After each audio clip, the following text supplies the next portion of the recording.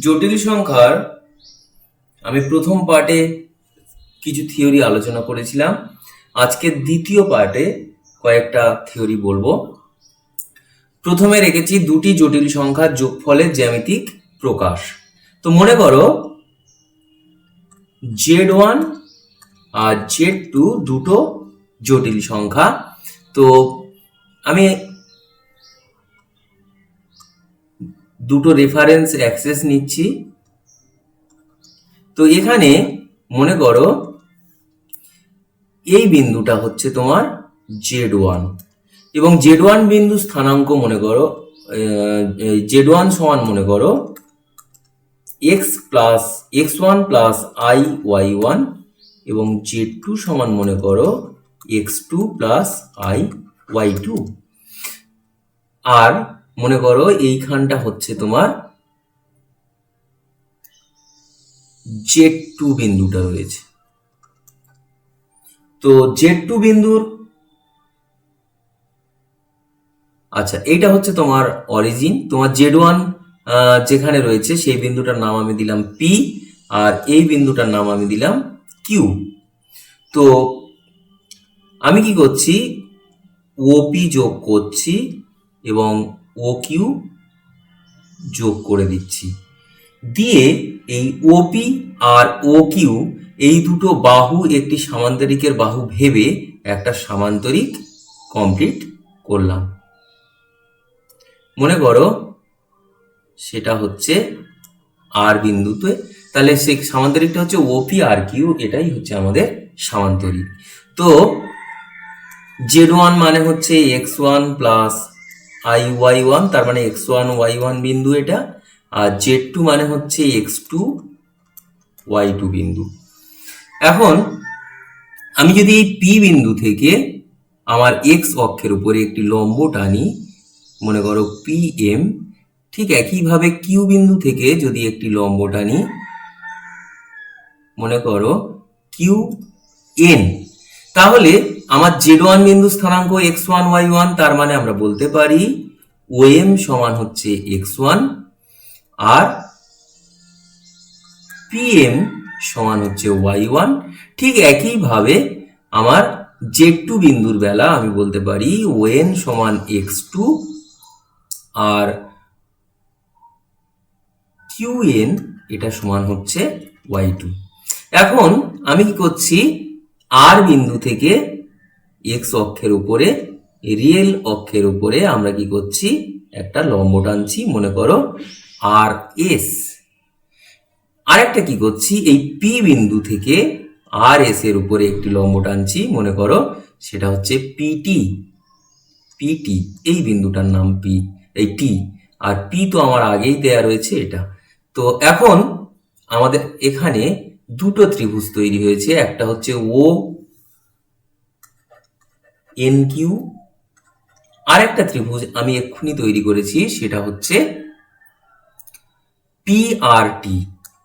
তো এই দুটো ত্রিভুজের মধ্যে কি কি মিল রয়েছে খেয়াল করো। তোমার এই কোণটা 90 ডিগ্রি এবং এই কোণটাও কিন্তু 90 ডিগ্রি, তাহলে একটা করে কোণ সমান। এবং তোমার এই বাহুটা দুটো ত্রিভুজেরই অতিভুজ সমান, তার কারণ এরা সামান্তরিকের বিপরীত বাহু। আমি আঁকার সময় বলে দিয়েছি আমরা একটা সামান্তরিক এঁকে নিয়েছিলাম, তাহলে এই বাহু দুটো সমান, তাহলে এই ত্রিভুজ দুটোর একটা করে কোণ সমান, একটা করে বাহু সমান পেয়েছি। আর একটা জিনিস আমি কি করছি, এই RQ সরলরেখাকে আমি একটু বাড়িয়ে দিচ্ছি, দিলে খেয়াল করো এ পাশে একটা কোণ তৈরি হয়েছে।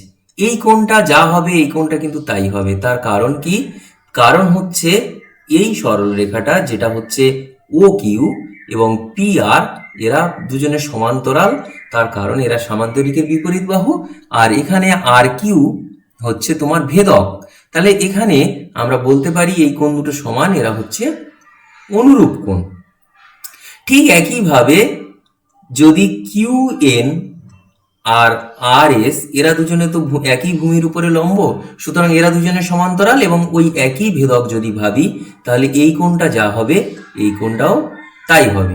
সুতরাং এটা আর এটা সমান, আবার এই পুরোটা সমান এই পুরোটা, তার মানে আমরা বলতে পারি এই ছোট্ট কোণটা সমান এই ছোট কোণটা। এটা একটু ভালো করে দেখে নাও। হ্যাঁ, তাহলে আমরা কি পেলাম? এই দুটো ত্রিভুজের দুটো কোণ একটা বাহু পরস্পর সমান, তার মানে ত্রিভুজ দুটো হচ্ছে সর্বসম ত্রিভুজ। তাহলে ত্রিভুজ দুটো যদি সর্বসম ত্রিভুজ হয় তাহলে আমরা বলতে পারি ও এন সমান হচ্ছে পিটি। আমাদের ও এন এখানে লেখা রয়েছে x2, তাহলে এটা সমান হচ্ছে আমার পিটি সমান হচ্ছে আমার x2 একক। আচ্ছা, আর আর টি সমান কি হবে? আর টি সমান তোমার হচ্ছে আর এস মাইনাস এসটি। তো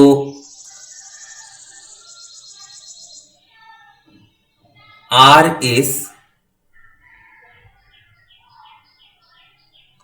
মাইনাস এসটি মানে হচ্ছে এখানে পিএম। তাহলে তোমার এসটি মানে পিএম। আর সরি, আমি বলতে বলতে একটু ভুল বলে ফেললাম। খেয়াল করো, আমার যেহেতু দুটো ত্রিভুজ সর্বসম, তাহলে আর টি সমান তো তোমার কিউএন। তো কিউএন মানে কি এখানে বলেই দেয়া আছে, সেটা মানে হচ্ছে y2। তাহলে আমরা এই আর বিন্দু স্থানাঙ্ক বের করতে পারবো। তো আর বিন্দু স্থানাঙ্ক অ্যাকচুয়াল হচ্ছে ওএস কমা আর এস বা এস আর। তো ওএসটা তাহলে আমার বের করলেই হবে। তো এখানে ওএস সমান হচ্ছে ওএম প্লাস এম এস। তো ওএম মানে হচ্ছে আমার এই লেখা আছে x1, আর এম এস মানে আমি একটু আগেই বলেছি এম এস মানে হচ্ছে পিটি। এই পিটি যা এম এস তাই। তো এম এস মানে হচ্ছে পিটি, এখানে পিটি আমার লেখা আছে দেখো x2, তাহলে এটা হচ্ছে x1 প্লাস x2। আর এসআর মানে কি হবে? এসআর মানে হচ্ছে তোমার এসটি প্লাস টিআর। তো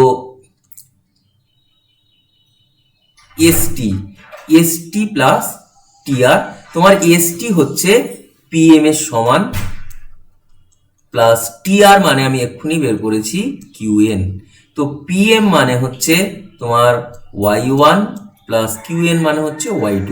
তাহলে আমরা আর বিন্দু স্থানাঙ্ক পেয়ে গেলাম x1 প্লাস x2 কমা y1 প্লাস y2।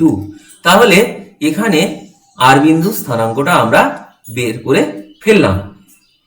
দেখতে পাচ্ছি সেটা হচ্ছে তোমার এই দুটো জটিল সংখ্যার যোগফলের সমান আর বিন্দুটা। তাহলে আমরা বলতে পারি এখানে এই আর বিন্দুটা হচ্ছে আর বিন্দু স্থানাঙ্ক। যদি আর বিন্দুটাকে আমি জেড জটিল সংখ্যা দিয়ে প্রকাশ করি তাহলে বলতে পারি জেড সমান z1 প্লাস z2। তাহলে আমরা পেলাম যে জটিল তলে দুটো জটিল সংখ্যা যদি z1 z2 পজিশন এরকম একটি সামান্তরিকের দুটি বিপরীত বিন্দু হয় তাহলে ওই সামান্তরিকের এই আর বিন্দুটি ওদের সমষ্টিকে প্রকাশ করে। এর উপরে একটা দুটো শর্ট প্রশ্ন রয়েছে, সেই জন্য এটা একটু আলোচনা করলাম। এরপর যদি মাইনাসের ক্ষেত্রটা, তার জ্যামিতিক প্রকাশ কেমন হবে দুটো জটিল সংখ্যার মাইনাসের ক্ষেত্রে, আমি একটু ধারণাটা দেব। মনে করো এটা হচ্ছে আমার জটিল তল, এখানে z1 একটা বিন্দু রয়েছে, z2 আর একটা বিন্দু রয়েছে। তো আমরা যদি মূল বিন্দুর সঙ্গে এই z1 আর z2 কে নিয়ে যদি একটা সামান্তরিক তৈরি করি, তাহলে এই সামান্তরিকের তৃতীয় বিন্দুটা এদের মাইনাসকে সূচিত করে। এই তৃতীয় বিন্দুটি এদের বিয়োগ ফলকে সূচিত করে। ঠিক একইভাবে দেখবে বইয়ে প্রমাণ করে দেয়া রয়েছে। যাই হোক, প্রমাণ লাগবে না, আমি তাই ডিটেলসে আর গেলাম না। এরপর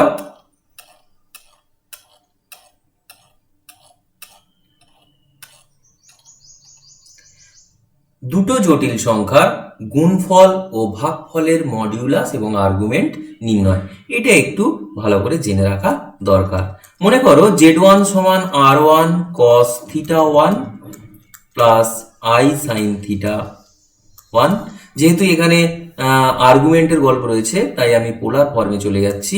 আর মনে করো আরো একটি জটিল সংখ্যা r2 cos θ2 plus i sin θ2। তো এদের গুণফল তাহলে z1 ডট z2 এটা সমান জাস্ট গুণ করতে হবে, r1 ইন্টু r2 থাকবে আর এইখানে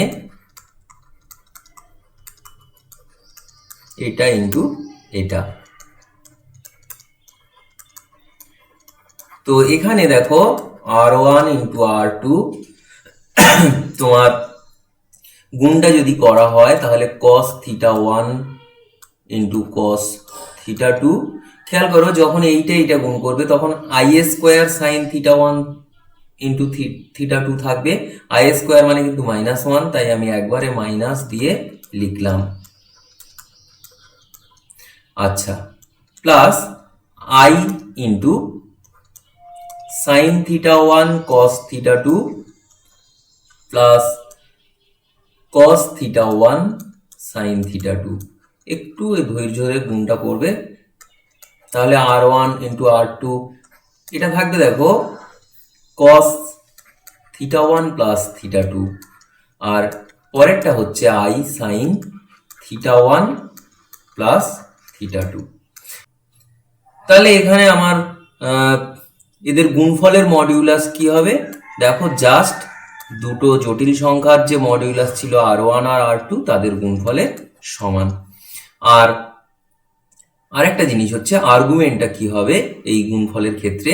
তার আগে একটা কথা বলে রাখি, আমার z1 জটিল সংখ্যার আর্গুমেন্ট ছিল θ1, তার মানে θ1 এর রেঞ্জ ছিল -π এর থেকে বড় আর +π এর থেকে ছোট বা সমান। ঠিক একইভাবে θ2 এর রেঞ্জ ছিল এইটা। এখন আমার প্রশ্ন হচ্ছে এই θ1 প্লাস θ2 এই যে অ্যাঙ্গেলটা এইটা রেঞ্জ বের করা, কারণ এইটা যদি আমার -π থেকে +π এর মধ্যে থাকে তাহলে ওটাই প্রিন্সিপাল আর্গুমেন্ট হবে। এখন আমি কি করছি, এই দুটো জাস্ট যোগ করে দিচ্ছি θ1 প্লাস θ2, তাহলে এদিকে থাকছে -2π আর এদিকে থাকছে +2π।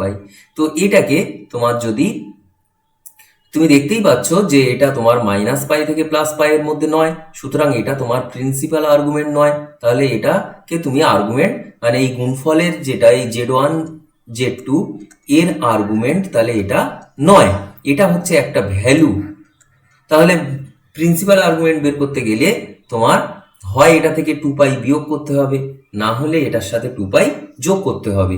সুতরাং আমরা বলতে পারি, আমি যদি মনে করি যে θ সমান θ1 প্লাস θ2, তাহলে আমার এই গুণফলের আর্গুমেন্ট হবে θ, তাহলে আর্গুমেন্ট অফ z1 z2 এটা সমান θ প্লাস m টাইপের ধরে নিলাম।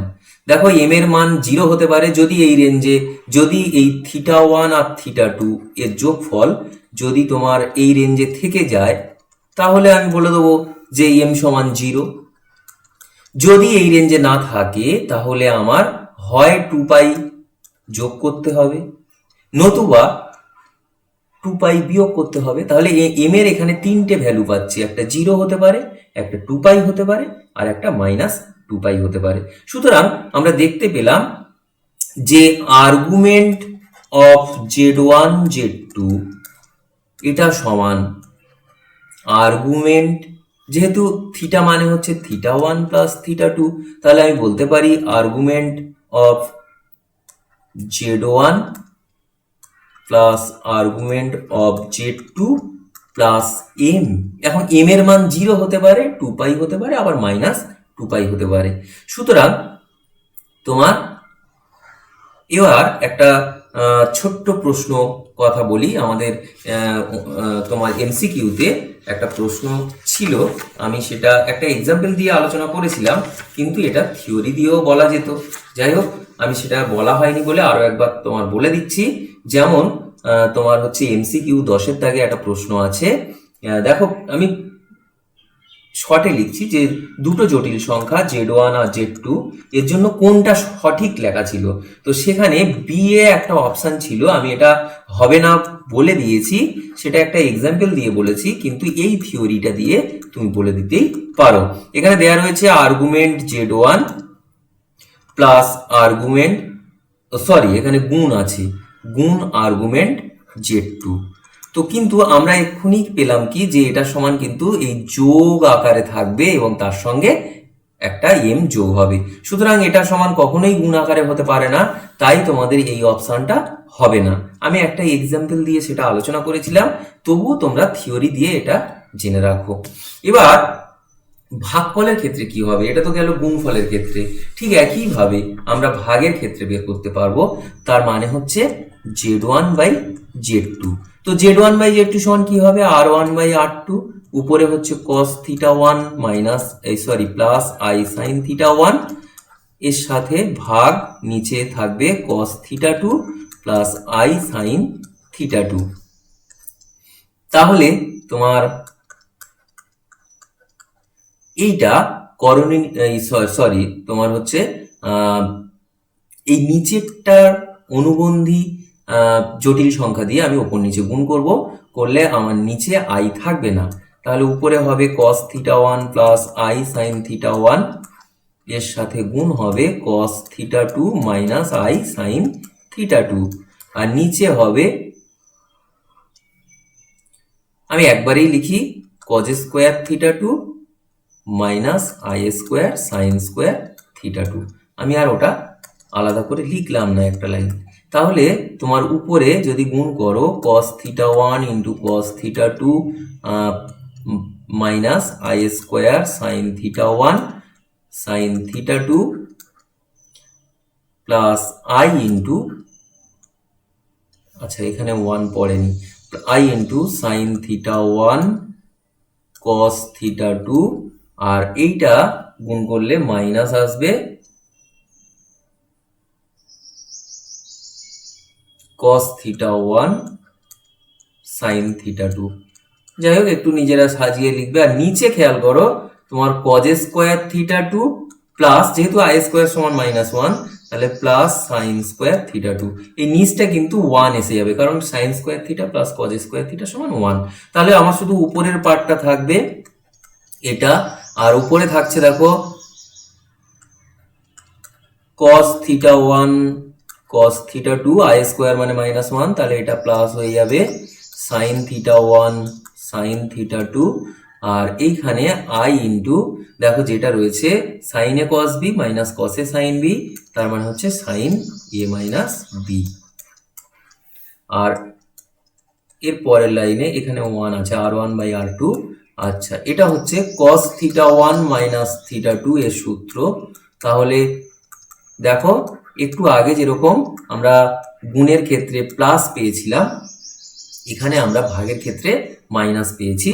আচ্ছা, এখানে আর তাহলে আমার মডিউলাস Z1 বাই Z2 এটা সমান হচ্ছে R1 বাই R2, আর তার মানে হচ্ছে এদের ভাগফলের সমান। আর আর্গুমেন্ট বের করার ক্ষেত্রে একটা জিনিস খেয়াল করো, আমার প্রথমেই বলা ছিল θ1 এর রেঞ্জ হচ্ছে -π থেকে এর মধ্যে, আর θ2 এর রেঞ্জ হচ্ছে এটার মধ্যে। এখন তোমার যেহেতু এদের বিয়োগ ফল বের করতে হবে, তো আমি কি করছি, এই যে লাইনটা রয়েছে এখানে সবার সাথে মাইনাস গুণ করে দিচ্ছি, তাই এর সাথে মাইনাস গুণ করলে কিন্তু এটা প্লাস হয়ে যাবে, আর এখানে মাইনাস θ2 থাকবে, আর এখানে থাকবে -π। এখন অসমীকরণ চ্যাপ্টারে তোমরা দেখতে পাবে যে যখন মাইনাস দিয়ে গুণ করবে তখন এই চিহ্নগুলো সব উল্টে যাবে, এই চিহ্নগুলো সব কি হবে না উল্টে যাবে। তার মানে -θ2 এর রেঞ্জ হচ্ছে -π থেকে তোমার +π, আর এইখানে ইকুয়াল চিহ্নটা আসবে। তাহলে এটা হয়ে যাবে তোমার, এটাকে আমি যদি ঘুরিয়ে লিখি তাহলে -π লেস ইকুয়াল -θ2 লেস দেন π। তাহলে তোমার এই লাইনটা আর এই লাইনটা থেকে এবার তুমি যদি যোগ করে দাও তাহলে মাইনাস 2 পাই তোমার less theta 1 minus theta 2 less than plus 2 পাই। তাহলে আমরা পাচ্ছি যে তোমার থিটা 1 আর থিটা 2 এর রেঞ্জ হচ্ছে মাইনাস 2 পাই থেকে প্লাস 2 পাই এর মধ্যে, সুতরাং এটা প্রিন্সিপাল ভ্যালু নয়। তাহলে আমাদের প্রিন্সিপাল ভ্যালু যদি আনতে হয় আমাদের কি করতে হবে, একে মাইনাস পাই থেকে প্লাস পাই এই রেঞ্জে আনতে হবে। সুতরাং আমার একটু আগে যেমন ধরেছিলাম থিটা সমান এটা, তাহলে আমার এটা যেহেতু প্রিন্সিপাল ভ্যালু নয় এর সঙ্গে কিছু একটা যোগ করতে হবে। এখন যদি রেঞ্জটা মাইনাস পাই থেকে প্লাস পাই এর মধ্যে থাকে তখন এম সমান 0 হবে, আর যদি বেশি হয়ে যায় তখন কি হবে, এম সমান মাইনাস 2 পাই, আর যদি কম হয়ে যায় তখন এম সমান 2 পাই। এই হলো আমাদের মোটামুটি ভাগফলের ক্ষেত্রে আর্গুমেন্ট বের করার নিয়ম। তাহলে আমরা কি লিখতে পারি যে argument z1 by argument z2 এটা সমান হচ্ছে argument z1 minus argument z2 plus m, যেখানে m এর মান 0 বা 2 পাই বা মাইনাস 2 পাই।